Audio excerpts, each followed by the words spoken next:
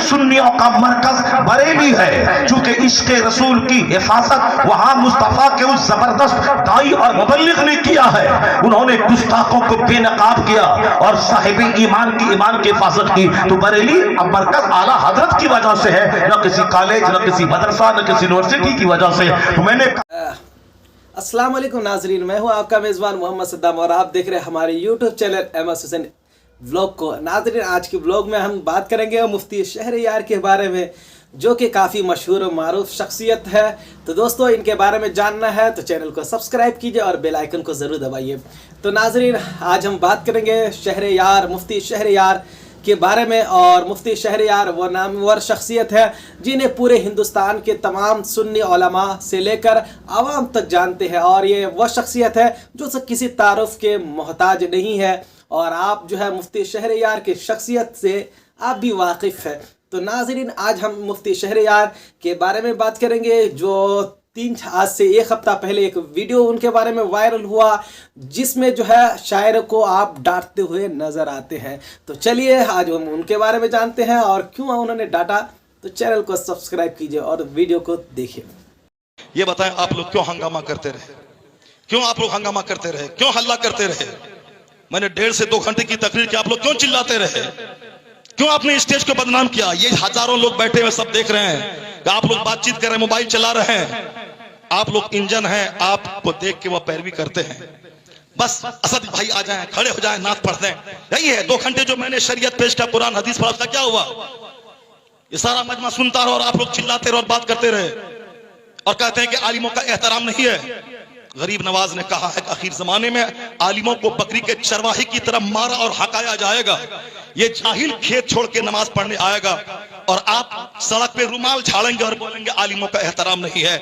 नहीं बोले आलिमों का एहतराम, खुद आलिम बन के दिखा दें। ये कौम तो पांव चूमने को तैयार है। आपको सारी कौम देख रही है। मैं कुछ नहीं बोला आपको इस 2 घंटे के दरमियान में। बहुत चिल्लाया आपने, बहुत बोला आपने जलसे के तकद्दुस को पामाल किया है आपने। जब आप दीनी गुफ्तगू का एहतराम नहीं करेंगे, फिर आपका एहतराम कौन करेगा? आप भी नात पढ़ने वाले को आप तरजीह देंगे, ये हदीस कुरान से ज्यादा ये कीमती आदमी है, तो फिर हदीस और कुरान बोलने वाला कोई नहीं रह जाएगा। फिर वही झाल बजाने वाला सब रहेगा। सब लोगों बोलेंगे कि जब गाना ही नात ही सुनना है तो नात बगैर कव्वाली के, बगैर मजामिर के क्यों सुने? वो मजामिर लाएगा और आपको भगा देगा। कव्वाली यहाँ होगी, कुछ दिन के बाद कव्वाली हटा दी जाएगी और बंबई से नाचने वाली लड़की आएगी। बोलेगा आप कव्वाली में मजा नहीं रहा, लड़की आएगी तब। इसीलिए उन दिनों से रोकने के लिए नात खानी 10% हो, 90% कुरान हदीस की बात होनी चाहिए। और तुमसे भी मैं कहता हूं कि सिर्फ नात सुन के अगर तुम भाग गया तो फिर तो ये काफिर तुम्हें मारेंगे, काटेंगे, नोचेंगे, तुम्हारी लाशों को गिराएंगे। यही इस्लाम सिखाता है कि गाना गाएं। अगर तुम नात सुनने के बाद भागेगा, नात सुनना जरूरी नहीं है, कुरान सुनना जरूरी, हदीस सुनना जरूरी, बुजुर्गों की बात सुनना जरूरी। और जो जरूरी है उसको बोलेगा जल्दी से खत्म करें, जल्दी से असद भाई को लाएं, जल्दी से नात सुने, फिर वो होगा। यहाँ तकरीर नहीं होगी, बंबई से रंडी आएगी और नाचेगी, वो काम हो जाएगा। इसलिए बर वक्त उसको रोकना होगा, बंद करना होगा। पीलीभीत इलाके में यहाँ उर्स की मजलिस में शेख चिल्ली आया और वो तबला बजा के सिर्फ लतीफा सुना के हंसाता रहा। मैंने कहा इसके जिम्मेदार वो कॉमेडी बोलने वाला मौलवी है। जब तुम कॉमेडी बोलेगा तो पब्लिक तो बोलेगी तुझसे अच्छी कॉमेडी तो शेख चिल्ली करता है। इसीलिए शेख चिल्ली को बुलाया। जब तुम कुरान हदीस बोलेगा तो शेख चिल्ली नहीं आएंगे, कव्वाल नहीं आएंगे, पब्लिक भी सुनेगी। जो जरूरी है उसको जरूरी समझिए, जो गलत है उसको गलत समझिए। अल्लाह ताला जलसों। तो नाज़रीन किराम, आपने देखा ये वीडियो में और आपने पूरे जो है इस वीडियो को अच्छी तरीके से वॉच किया होगा।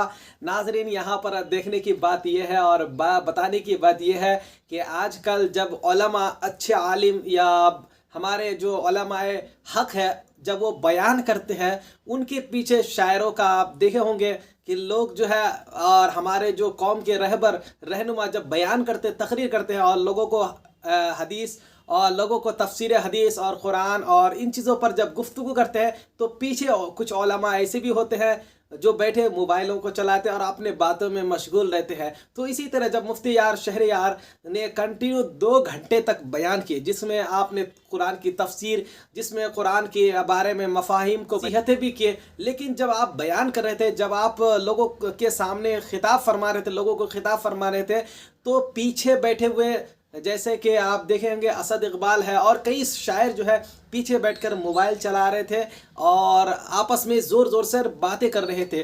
तो जब आपकी इन लोगों की तेज़ तेज़ बातें करने की वजह से, ज़ोर ज़ोर लाउडली गुफ्तगू करने की वजह से, जब शहरयार तकरीर कर रहे थे, मुफ्ती शहरयार, हज़रत मुफ्ती शहरयार तकरीर कर रहे थे, तो उनको डिस्टर्ब हो रहे थे और बार बार ये लोग गुफ्तगू पे गुफ्तगू करे जा रहे थे। तो आप महफिल के लिहाज रखते हुए उस वक्त आपने कुछ नहीं बोले। आप जब तकरीर से फारिग हो गए तब जाकर आप जो है माइक पे, स्टेज पे खड़े हुए और माइक लेकर आपने जो है तमाम जो है शोराव को जो है डांटना शुरू कर दिए। वजह ये थी दोस्तों, सुन्नियों का हाल ये है कि आज हम नात सुनना, तकरीर को सुनना पसंद नहीं करते हैं। आज हम महफिलों में चाहते कि खाली नात ही पढ़ी जाए और नाते नबी ही सुना जाए। कुछ दिन के बाद ऐसा होगा कि नाते नबी के बहाने में लोग महफिलों में तकरीर जलसा करवाने के बजाय कव्वाली की महफिल को सजाएंगे। जब हमारे मुसलमान कव्वाली के महफिल से भी बोर हो जाएंगे तब जो है मुंबई से जो है रंडियों को मंगा कर नचवाएंगे, जैसा कि मुफ्ती साहब ने बताया। और ये हकीकत भी है।